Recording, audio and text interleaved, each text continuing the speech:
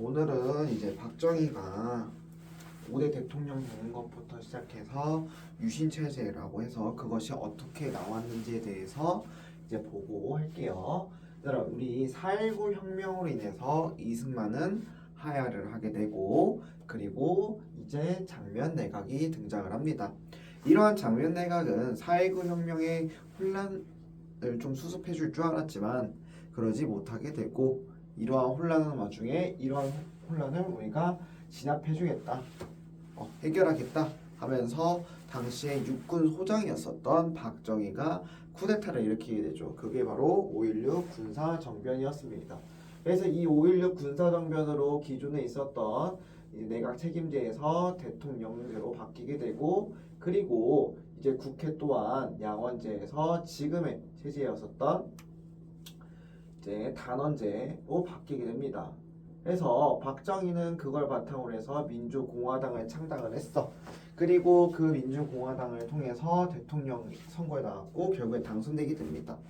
처음에 이제 박정희가 5.16 군사정변할 때 우리는 혼란 수습하는 거기 때문에 이제 어느 정도 괜찮은 지도자가 나오면 그 사람한테 정권 이양하겠다 라고 얘기했지만 본인이 내뱉은 말을 지키지 않으면서 이제 대통령 선거에 나오게 됩니다.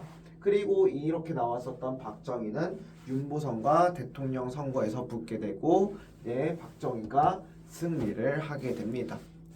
이런 대통령 선거에 나왔었던 박정희는 초반 슬로건 자체가 경제 개발이었습니다. 그래서 우리나라 또한 경제 개발을 부활시키겠다, 경제를 통해서 우리나라를 부활시키겠다라고 하면서 경제 개발 원칙을 내세우면서 대통령 정치를 시작을 하게 됩니다. 근데 얘들아, 잘 생각해봐.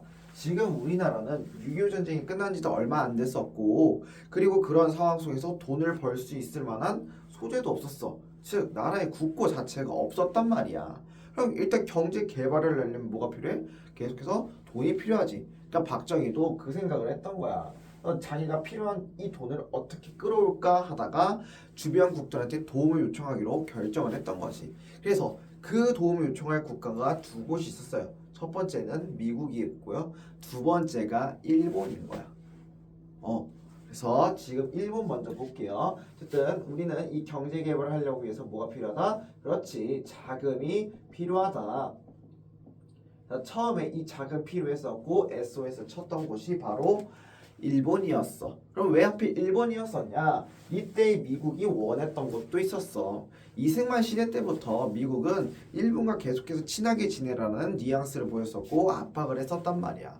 왜냐하면 얘들아, 우리 잠깐 1940년대로 돌아가서 우리 얄타 회담을 가보자. 이것도 시험범위니까. 이 얄타 회담 시기 때 미국이 소련 보고 이 대일전쟁에 참전을 하라고 요구를 했단 말이야. 왜 그랬었냐면 미국은 이제 오른쪽으로는 유럽과 싸우고 있었고 왼쪽으로는 일본이랑 싸우고 있다 보니 이러한 경비자가 너무 많이 들어.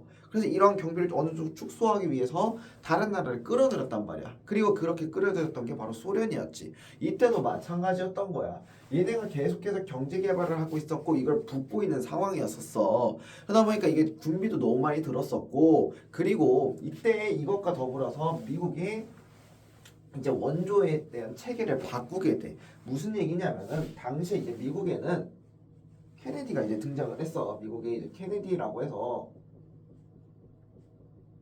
케네디 대통령이 1961년에 원조 체계를 바꾸는 거야. 기존에는 군사적으로 원조를 했다 그러면은 경제 개발로 원조를 해주자고 바꿨던 거지. 왜냐면 계속해서 군사적으로 원조를 하게 되면 결국에 전쟁을 계속하라는 뜻이잖아. 근데 너희가 생각해 봤을 때 전쟁을 계속한다는 거는 결과적으로 군인들이 계속 나가야 된다는 거고 목숨 바쳐 희생이야. 이것도 잠깐이지. 이게 장기적으로 지속되면은 결과적으로 이거에 너무 싫어해. 하긴 내가 목숨 바쳐야 되는데. 그런데 이런 여론이 안 좋아질 걸 우려해서 군사적보다 경제적으로 원조를 해주게 되고, 이 경제적 원조를 통해서 공산주의가 나오게 된 배경은 다 같이 잘 먹고 잘 살자야. 그러면 이 경제적 원조를 하게 돼서 잘 먹고 잘 살 수 있게 되면 공산주의보다 자본주의가 더 괜찮네? 이렇게 경제 개발 원조 받을 수 있네? 하면서 공산주의 국가들도 이제 자본주의 국가로 바뀔 수 있는 그런 걸 특수 효과를 노렸었던 거지. 그래서 케네디가 이러한 자금 경제적 원조를 할 필요가 있었고, 이제 혼자 하기에는 이제 부담이 될 수도 있고 좀 이거를 나누고 싶었던 거야. 그래서 계속해서 푸시를 했었던 거지. 그래서 박정희 정부가 이걸 오케이 사인해 주니까 박정희 쿠데타라든가 아니면 이런 정권 수립을 미국에서 계속 밀어주게 됐었던 거야. 그래서 박정희 이런 자금이 필요하게 되니 한일 협정을 맺게 됩니다. 이게 바로 1965년에 맺게 되는 거야. 그럼 이 한일 협정의 과정을 잠깐 보면은 당시에 이제 우리나라에서는 김종필이 그리고 일본에서는 오하라가 만나게 됩니다. 그거를 뭐라고 부르냐면은 한일 회담이라고 불러. 그래서 1962년에 모이게 되고 이 회담을 우리나라는 누가 주도했다고? 그렇지, 김종필. 그리고 일본은 누가? 오하라가 만나서 추진을 하게 됩니다. 그럼 이 한일 회담의 주요 내용을 보면은 김종필이랑 오하라가 만나서 얘기하는 거야. 우리한테 지원 받겠다. 오케이. 그럼 우리가 무상으로 3억 달러 지원해 줄게. 그리고 유상으로는 2억 달러 정도를 지원해 줄게 라고 이야기를 하는 거야. 그러면서 이렇게 지원해 주는 건데 이 지원 목적이 어떤 거냐면 얘들아 봐봐. 일본은 우리한테 지금 어떤 거야? 아직 얘들아 62년이라고 하면은 아직 해방된 20년도 안 지난 상태야. 그럼 우리는 일본인들한테 지금도 악감정이 있는데 이때는 그 악감정이 더 심했겠지. 근데 여기서 일본 이 새끼들이 더 악감정이 심해지는 발언을 하게 됩니다. 우리가 지금 이렇게 주는 거는 우리가 너희를 식민 지배했었던 거에 대해서 배상금이 아니야. 그게 아니고 너희가 독립한 거에 대한 축하금에 명목해서 줄게 라고 하면서 오히려 적반하장의 태도를 보였던 거지. 근데 여기서 더 웃겼던 적반하장 태도가 뭐냐면 야 오히려 지금 우리가 이렇게 돈 주는 거에 대해 감사해야 돼. 왜냐면은 우리가 결국 이 항복하고 나서 물러나갔을 때 그 우리가 남아있었던 이 재산을 통해서 너희 한국 정부가 수립됐었고 그리고 우리가 이렇게 너희 식민 지배하게 되면서 좀 더 앞서 있었던 근대 문물이라든가 아니면은 근대식 시설들을 많이 도입시켜줬잖아. 그러니까 오히려 너희들한테는 개꿀이었던 거고 이걸 돈 줄 사람은 오히려 너희지 우리가 아니야. 근데 우리가 넓은 마음으로 이 축하금의 명목으로 무상 3억 달러까지 지원해줄게 라고 했던 거지. 그래서 이러한 내용 자체가 한국 내에 퍼지게 되는 거야.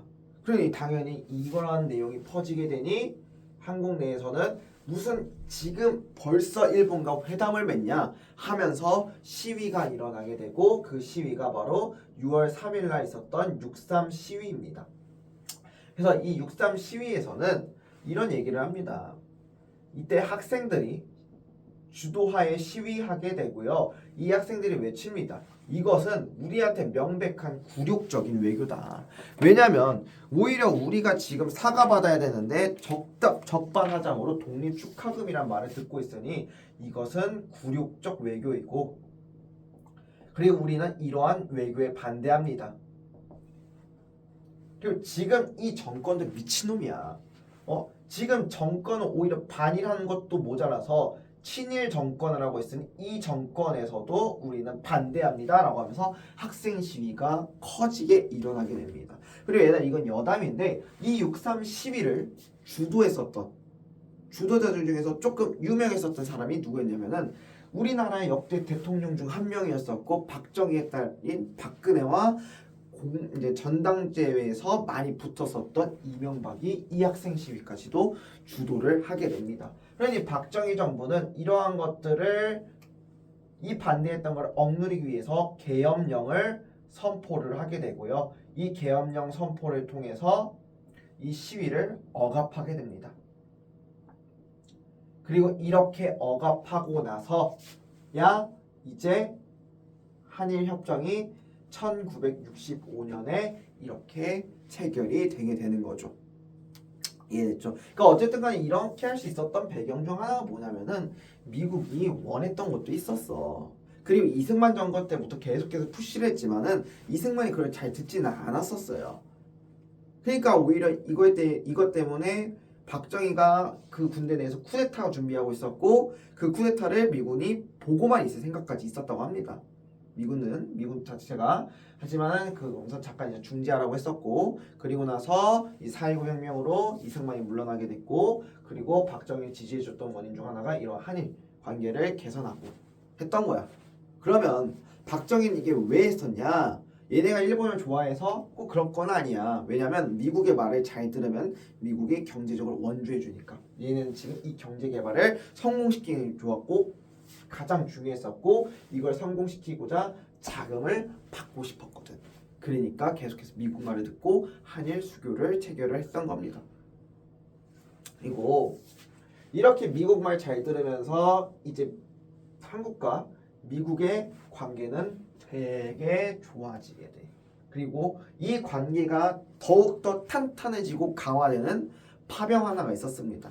당시에 미국은요 베트남 공산주의 국가 전쟁 중이었어. 그리고 여러 나라의 도움을 요청하였지만은 이제 거의 다 안 들어주게 되고 들어줬던 게 태국, 필리핀 이런 나라들과 더불어서 우리나라만 이제 들어주게 됐던 거지. 그래서 이때 베트남 파병이 이루어져 있었고 이때 한국을 제외한 여러 나라도 있어서 뭐 태국이나 필리핀 등이 있었는데 한국에서 파병했었던 군인 숫자가 이 다른 나라들 합친 것보다 더 많았다고 할 정도로 초반에 2만 명 파견하면서 몇십만 명이 될 때까지도 이 베트남에다가 파병을 하였다고 합니다. 그래서 이렇게 베트남 파병하고 나서 미국과 각서 하나 씁니다. 그 각서 이름이 뭐냐면은 브라운 각서예요. 요거 얘들아 잘 봐야 돼. 이 브라운 각서라는 내용은 박정희 정권 초기를 물어볼 때도 많이 나오는 거야. 그래서 이 브라운 각서가 작성된 계기 혹은 배경 이런 것들을 물어볼 거고 아니면 순서 문제로 브라운 각서 하면서 사이에 끼워 넣는 문제들 있지. 그렇게도 나올 수 있어. 그럼 이 브라운 각서라는 베트남 파병 나올 거지. 그럼 베트남 파병 자체가 1964년에 시작이 됩니다. 정확히 얘기하면은 65년부터 군대를 파견을 하기 시작을 해. 그러면서 이 초기의 박정희 정부와 후기 박정희 정부를 구별하는 그런 문제로 나올 수 있어. 왜냐면 박정희가 거의 18년 정도를 대통령이 있었단 말이야. 그러니까 60년대, 70년대 이렇게 거치면서 오랫동안 해먹게 됐었고 그래서 박정희는 나중에 60년대, 70년대 나눠. 그래서 그런 것들을 구별했을 때 이런 불안각서도 구별하는 문제로 잘 출제될 수가 있으니 잘 알아둬야 됩니다. 아시겠죠? 자, 그래서 이런 불안각서를 맺습니다. 그리고 불안각서의 주요 내용을 살펴보면은 이제 미국이 우리한테 지원해줘 하는 거야. 그래서 미국의 경제 지원이 있어요. 첫 번째로 경제 지원의 내용을 보면은 야 너희가 우리가 이렇게 경제 개발할 수 있도록 기술력과 더불어서 돈 지원해줘. 기술력과 차관 지원을 약속을 하게 됩니다. 그럼 여기서 말하는 기술력은 뭐 기술일 수도 있고요. 그리고 미국에 있었던 경제개발 전문가들 파병이다. 초빙해서 우리 좀 도와달라라고 했었던 이런 것들도 기술에 들어갔어요. 그래서 미국 경제 지원을 약속받았고요. 그것과 더불어서 군사 지원도 약속을 받습니다. 이 브라운각서 내용에서는요. 우리의 군 기술의 군인 기술의 현대화를 미국이 주도해서 바꿔달라라고 합니다. 그래서 이런 것들을 박정희가 이끌어내게 되면서 군사 쪽으로는 군인 기술의 현대화로 이끌어지게 되는 거죠. 그래서 이러한 베트남 파병의 결과를 보면은 이거에 대한 결과로 보면은 첫 번째 긍정적으로는 우리가 외화를 되게 많이 벌었어. 그러니까 미국한테 경제 지원 받으니까 당시 세계 공용 화폐로 돌고 있었던 게 달러였고 그래서 그 달러를 통해서 외화벌이가 되게 됩니다. 그래서 이 외화벌이로 당연히 경제적으로 우리는 성장할 수 있게 돼요. 그리고 이러한 성장과 더불어서 이제 베트남 쪽으로 진출할 수 있게 됩니다. 우리나라 기업이 베트남으로 진출하게 되고 그래서 베트남 특수를 보게 됩니다. 우리나라 기업이 나왔다 안 나왔다 안 돼. 그래서 기업이 베트남 특수를 보게 된다. 이게 잠깐 끊었었어. 내가 지금 이제 있는데 이게 빨간색이 안 나와서 다른 거 찾다 안 나와서 이거 파란색으로 대체할게요. 어쨌든 그래서 우리가 베트남 특수를 이거 분명히 확인할 때 잘 나왔는데 아무튼 베트남 특수를 볼 수 있게 되었다라는 걸 보면 될 것 같아요. 그리고 두 번째로는 이제 이런 결과가 긍정적도 있으면은 부정적인 것도 있어 얘들아. 어떤 거냐면 얘들아 전쟁이잖아. 어쨌든 전쟁이니까 당연히 이제 우리 이 전쟁에 나가 있었던 젊은이들의 희생이 있었고요. 이 젊은이들의 희생으로 이제 우리가 외화를 볼 수 있었고 그리고 하나 더 이때 미국이 고엽제라고 해서 당시 베트남이 얘들아 이게 숲이 많았었고 예전에 이제 몽골이 베트남 침입했을 때도 베트남 원정에서 숲이 많아가지고 기마병대 이제 제대로 할 수가 없었던 거야. 그러니까 이 베트남군이 그것도 이용해가지고 미군이랑 싸울 때 막 숲에 속았고 막 치고 빠지니 게릴라 전투도 했었단 말이야. 그러니까 미국이 이게 싫어가지고 나무를 죽이는 고엽제를 막 이제 막 뿌려 항공에서. 이 고엽제가 맞으면은 사람한테도 안 좋아. 그래갖고 이 부작용이 너무 오래 간단 말이야. 그래서 이 전쟁이 있어서 고엽제를 맞았었던 젊은이들이 고엽제 피해도 지속적으로 고통을 받았게 됩니다. 그리고 한 가지 더 기억해야 될 게 이때 어쨌든 우리가 베트남 파병을 갔잖아. 물론 안 그러시는 분들이 되게 많겠지만 우리나라 국군이 베트남 그 민간인들 있지 민간인들에 대해서 피해도 주게 돼요. 그래서 요거는 기억을 해줘야 돼요. 그래서 베트남 분들에 대해서 민간인한테도 피해를 줬었다라고 이런 것까지를 봐주면 좋을 것 같아요. 그래서 이러한 박정희는요, 이러한 경제 개발을 바탕으로 해서 이제 자신이 한국의 경제를 올려줬어. 올려주게 되면서 어느 정도의 이제 내에서의 국민 여론도 좋아. 그래서 이 좋은 여론을 바탕으로 해서 이제 한 번 더 연임에 도전을 하게 됩니다. 그래서 6대 대통령으로 나서게 되고 이 연임을 성공하게 됩니다. 6대 대통령 박정희. 네, 여기까지는 헌법에는 위반되는 게 없어. 우리 이승만 때 만들었던 마지막에 나왔던 4.4.5의 개헌 있지. 그 4.4.5의 개헌 때도 4년을 임기로 하고 연임은 한 번에만 허용한다라고 했었어. 그래서 여기까지는 아직까지는 박정희가 헌법에는 위배되진 않았어. 그래서 이 대통령 박정희에 들어서게 되고 이때 대통령 선거 당연하겠죠. 대통령 선거를 하게 됩니다. 이때도 박정희와 더불어서 신민당의 윤보선과 한 번 더 붙게 되고 이 5대 대통령 선거 때는 윤보선과 정말 아슬아슬하게 붙어서 승리를 하게 돼. 네, 6대 선거에서는 그래도 5% 이상의 차이가 나게 되면서 박정희가 압도적으로 승리를 거둘 수 있게 됩니다. 이렇게 승리를 거둘 수 있었던 이유는 당연히 경제 개발할 수 있었고 우리 경제 개발했고 이 경제 개발과 더불어서 베트남 특수를 누렸잖아. 그래서 이 외화벌이를 하게 됐으니 이것 때문에 박정희가 승리를 할 수가 있었습니다. 이렇게 승리한 박정희는요. 이제 자기가 좀 이제 이 체제를 좀 굳건히 하고 싶었던 거야. 그러다 와중에 1968년 때 북한이 도발을 하게 됩니다. 이 북한의 도발이 정말 많이 심했었고 그리고 얘네가 막 어떻게 보면 간첩들이 막 우리나라 무장공비들이 들어와가지고 막 깽판 부리고 그럴 시기였었어. 그래서 이러한 북한 도발이 엄청나게 심해지고 무장공비들이 막 몰려오게 되니까 박정희 시기 때 이제 지금 대한민국 남자라면은 이제 가는 군대. 그리고 그 군대 끝나고 나서 이제 가끔씩 너희들 선생님이나 아니면 이런 사람들이 2박 3일 동안 사라질 거야. 1년에 한 번씩은. 왜냐면 예비군이라는 목적을 하에 이제 사라진단 말이야. 가서 훈련 받는다고. 그거 이제 예비군이고 지금의 그 예비군에 발달했던 이 향토 예비군 있지? 향토 예비군을 강화시킵니다. 그리고 이러한 예비군을 강화시키는 것과 더불어서 이제 학생들한테도 군사훈련을 실시를 하게 됩니다. 내가 지금 세대는 얘들아 이거를 봤을지 모르겠는데 우리 어렸을 때만 하더라도 선생님들이 선생님 오늘 뭐해요? 라고 하면은 시험 다 끝나고 나서 검정고무신을 보여주셨단 말이야. 이때 검정고무신 되게 유행이었었고 그리고 검정고무신 가끔 보면은 막 이제 막 학교에 군복 입은 사람이 애헴하면서 막 체력 단련하고 막 총검술 가르치고 그랬단 말이야. 이제 그게 그거야. 이거야. 그래서 학생한테 이러한 군사훈련 자체를 실시를 했었던 거지.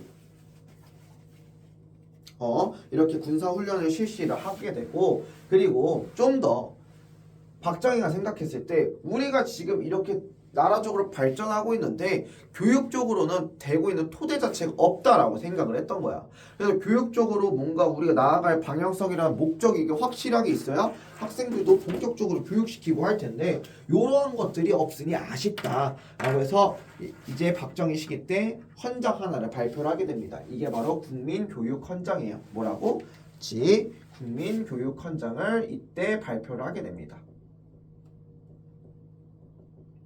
그래서 이 국민교육헌장을 발표함으로써 이제 우리가 나서게 되는데 이때 막 여러 가지 국민교육이 있어. 우리는 뭐 국민으로서 교육을 받아야 된다 하면서 쭉 내용이 있는데 이거를 이제 학생들한테 외우게 시켰던 거야. 근데 그래 이거 뭐 외우게 시키는 건 좋지. 근데 못 외우는 학생들한테 체벌도 하고 막 그랬었대요. 그러면서 이러한 국민교육헌장을 발표를 하였다. 그래서 이걸 바탕으로 해서 이런 북한의 도발과 그리고 박정희가 지금 이 북한 도발도 있고 경제 개발을 좀 더 완성시키려고 하면은 자기가 계속해서 대통령이 돼야겠다라는 논리로 개헌을 실시를 합니다. 개헌을 추진을 하죠. 그게 바로 삼선 개헌이라고 부릅니다. 자기가 한 번 더 나서야겠다라고 하는 거야. 그러니까 다 똑같아요. 이승만도 연임하고 나서 한 번 더 하고 싶다고 뭐해? 4.4.5의 개헌하지. 근데 그 4.4.5의 개헌 때 어떻게 한 번 더, 그러니까 최대 2번까지 할 수 있다라는 게 개헌의 내용이었고 거기서 부가 수칙으로 뭐래? 단 이 조항. 초대 대통령에 한해서는 이 조항이 면제다. 제한 없다. 라고 하면서 4.4.5의 개헌을 했었잖아. 응? 박정희가 이때 당시에 6대 대통령을 하게 되고 그리고 자신의 당이었던 민주공화당이 압도적으로 의석수를 차지하고 있었어. 그리고 신민당과 더불어서 민주공화당과 신민당이 붙게 되면은 일단 그냥 민주공화당이 개헌 오케이 하면서 통과를 시킬 수 있었단 말이야. 그래서 자기가 이걸 바탕으로 삼선개헌 하겠다라고 했던 거지. 그러면 이 삼선개헌은 당연히 여당은 찬성하는 사람이 있고 야당과 붙게 되는데 이때 당시 여당이라고 해서 모두 다 찬성을 했던 건 아니야. 우리 한일 회담에 나섰었던 김종필 있지. 이 김종필도 초반에는 여당에 대해서 여당 소속이었고 그리고 이 삼성개헌에 되게 반대를 했었어. 근데 박정희가 계속해서 찾아가서 설득을 한 끝에 그래서 김종필파도 이 삼성개헌에 동의를 하게 됐었던 거야. 야당 입장에서 야당 대표는 신민당이겠지. 신민당은 이거에 대해서 반대 시위를 할 거고 당연히 학생들도 이거에 대해서 반대 시위를 하겠지. 그래서 이 야당이 국회의장으로 가. 국회의장에 가고 막 국회의장 문을 막아. 서로가 막 뭐야 이거를 그러니까 서로가 막 안아가지고 연결해가지고 못하게 막으면서 이 여당이었던 민주공화당 의원들이 못 가게 막은 거야. 그래갖고 초반에 이거 성공해갖고 막 승리에 기뻐하고 있었어. 그래서 이걸 밤새 지키면서 못하도록 거기 앞을 지키고 꾸벅꾸벅 졸고 있는데 이런 와중 속에서 민주공화당 의원들이 숨어 있었고 그 숨어 있었던 민주 의원들이 쓱 하고 나오게 되고 몰래 국회의장으로 들어가게 돼. 그리고 몰래 들어가게 되고 당시 국회의장과 함께 들어가게 되는데 그러면서 얘네가 편법으로 이 여당 애들이 이렇게 하면서 편법으로 과반수로 만들게 되고 이제 개헌에 성공을 하게 되는 거야. 앞서서 이때 이 찬성표가 99%였다고. 반대가 없지. 반대 0%에서 이렇게 개헌에 성공했다. 근데 여기서 보면은 되게 웃겼던 게 이 국회의장이 이 개헌을 자기 통과시킨 게 다면서 이제 보면 너희들 막 보면 땅땅땅 하면서 망치로 하지. 재판이나 이런 거 보면 드라마 같은 데서. 근데 그게 망치가 안 보여갖고 당시 그 주전자 뚜껑이 있대. 그래서 그 주전자 뚜껑에 땅땅땅 쳤다고 그래. 그러면서 그런 식으로 이제 개헌 성공했다. 이 얘기 왜 하냐면은 이거 교과서에 부록에서 나와. 그래서 요 부록 내용을 통해서 지금 이 삼성개헌 내용도 물어볼 수도 있고 이 브라운 각사전에 얘기했던 것처럼 그 사이식의 연표 있지. 그런 식으로 넣으라고도 문제에 나올 수가 있어요. 그래서 지금 했던 내용은 잘 기억해두거나 아니면 옆에 써두고 아니면 여러분들 교과서 부록이 있으니까 밑에 색깔이 있을 수 있을 거야. 그래서 그거 보면서 이제 생각하고 이렇게 순서 나올 수 있구나 하면서 상기했으면 좋겠어요. 그래서 이 편법으로 개헌을 성공하게 되고요. 이걸 바탕으로 7대 대통령 선거가 일어나게 됩니다. 그래서 이 7대 대통령 선거에서는 당연히 누가 할까? 민주공화당의 박정희가 나오게 되고요. 그리고 이 신민당에서는 이제 윤보선이 안 나와. 윤보선 안 나오게 되고 이제 김영삼과 김대중이 최종적으로 누가 대통령 후보에 나올 거냐 하면서 전당대회를 갔습니다. 우리 이제 대통령 선거를 하게 되면은 당에서 이제 몇 명을 추려. 그래갖고 기호 1번, 기호 2번, 기호 3번, 기호 4번에서 그 전당에 가입했던 당원들이 투표를 통해서 거기서 1등한 사람이 그 당의 대표로 대통령 후보로 나가게 되는 거야. 그래서 신민당에서도 그런 것들 전당대회라고 하는데 신민당에서도 김영삼과 김대중이 붙어서 이때 김대중이 승리를 거두게 됩니다. 그래서 이때 박정희와 김대중이 붙게 되고 박정희가 정말 진땀승을 하게 됩니다. 김대중이 이때 선거 유세를 하게 되면서 지금 이러한 삼선 개헌은 시작에 불과하다. 박정희 정부, 즉 박정희의 최종 야망은 계속해서 대통령이 하는 거고 중임 제한을 없애는 것이다. 그러니 그걸 알아야 된다면 선거 유세를 하게 되지만 결과적으로 박정희가 승리를 거두게 됩니다. 그러면 이렇게 승리를 거뒀었던 박정희는요, 이제 김대중이 얘기했던 것처럼 자신의 야망을 본격적으로 들어서게 됩니다. 그래서 김대중이 얘기했던 것처럼 자신은 계속해서 대통령이 되고 싶었고 그걸 바로 유신 체제라고 얘기를 해요. 그럼 얘들아, 그래서 이런 것들 이제 유신 체제라고 이야기를 하고요. 그래서 이 유신 체제가 나오게 된 배경을 봐야 돼. 일단 국외적으로 보면은 이제 베트남 전쟁이 있어서 베트남 전쟁에서 이제 패배했었던 이제 미국은요 닉슨 독트린이라는 걸 발표를 합니다. 당시 미국 대통령이었었던 닉슨이 얘기를 하죠. 우리는 이제 공산당과 어느 정도 친하게 지낼 거다. 이 얘기는 뭐냐면은 야 너희도 공산당과 친하게 지내라. 그리고 지금 우리 베트남 전쟁에서 져가지고 다른 나라 원조하는 것도 눈치 보여. 그래서 원조도 좀 줄여야겠어 라고 하는 거야. 당연히 그럼 박정희는 이러한 닉슨 독트린이 발표됐고 미국의 눈치가 보이겠지. 얘네는 계속해서 반공체제로 나갔어야 돼. 왜냐면 박정희가 이렇게 계엄군 사령관을 통해서 5.16 군사정변을 일으켰던 이유 중 하나가 장면 내각이 북진통일론을 얘기했던 거야. 평화통일론을 얘기했던 거야. 그렇지. 평화통일론으로 해서 그거에 대해서도 반대하면서 일어났던 게 바로 박정희 정부였단 말이지. 근데 지금 이 닉슨 도트린의 말을 무시하고 우리는 그대로 나가야 돼 했다가는 경제 원조 못 받고 자금도 못 받는 상황이란 말이야.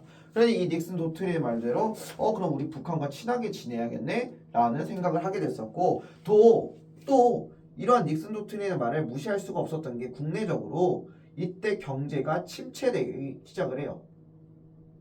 경기가 침체되게 됐고 이렇게 침체되니까 당연히 국민들의 박정희 정부에 대한 여론이 되게 안 좋아지게 돼. 그러니까 박정희도 이러한 것들을 뒤집을 카드가 필요했던 거야. 그래서 이러한 뒤집을 카드로 북한과의 친하게 지내야겠다라고 이제 생각을 했었고 그래서 나왔던 게 7.4 남북 공동 성명이야.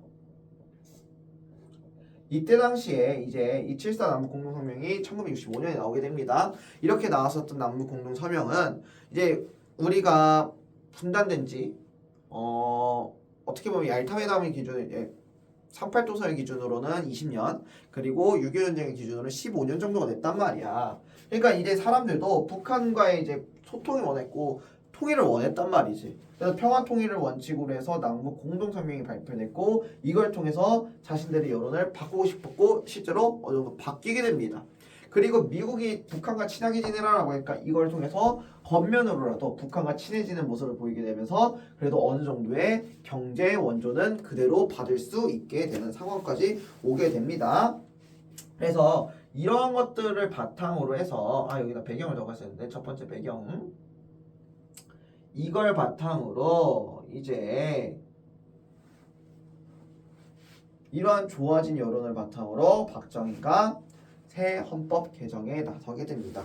그게 바로 1972년 10월 이제 비상계엄을 발표를 합니다. 계엄을 반포. 이건 유신 반포 발표이기도 합니다. 그래서 이걸 반포라고 그리고 유신 헌법을 이때 제정을 하게 되죠. 그래서 유신헌법의 내용은 진짜 독재 그 자체야. 그래서 대통령의 권한 자체를 보여주는 건데 이때 대통령의 권한으로 얘들아 기존에 대통령 임기 몇 년이었어? 4년이었지. 임기가 4년에서 6년으로 바뀌게 되고요. 그리고 중임할 수 있는 제한 자체를 없애버리는 거야. 즉 지금 김대중이 원하는 대로 그대로 됐지. 그리고 이때 당시에 헌법 국회를 해산시켜 버립니다. 그래서 국회 해산과 더불어서 이제 헌법 자체도 이제 하게 되는 거지. 그래서 이 국회 해산과 국회의원의 3분의 1을 자신이 원하는 사람을 추천할 수가 있었고요. 그리고 우리 사법장 있지, 사법관들도 사법 인사권도 가질 수 있게 됩니다. 그리고 이때 당시에 이제 대통령 직선제라고 해서 국민들이 직접 뽑고 있었잖아. 그래서 이제 투표 방식도 바꾸게 됩니다. 어떤 방식으로 바뀌게 되냐면은 선출 방식 자체가 기존에는 국민들이 뽑았다라고 하면은 이제는 통일 재건 회의를 거쳐서 뽑아야 된다라고 해서 국민의 직선제에서 간선제로 바뀌게 됐습니다. 그리고 가장 주요했던 게 얘들아 대통령에 대한 긴급 조치권이 있습니다. 이 긴급 조치권이 뭐냐면은 대통령이 모든 권한 이 긴급 조치권을 내리면은 지금 있었던 삼권분립 원칙 다 무시하고 대통령이 원하는 대로 할 수 있다. 요게 바로 긴급 조치권입니다. 그래서 이러한 것들을 통해서 이제 야당에서는 반발이 일어나게 됐었고 그 반발에 관련해서는 다음 시간에 진행을 해보도록 하겠습니다. 끝.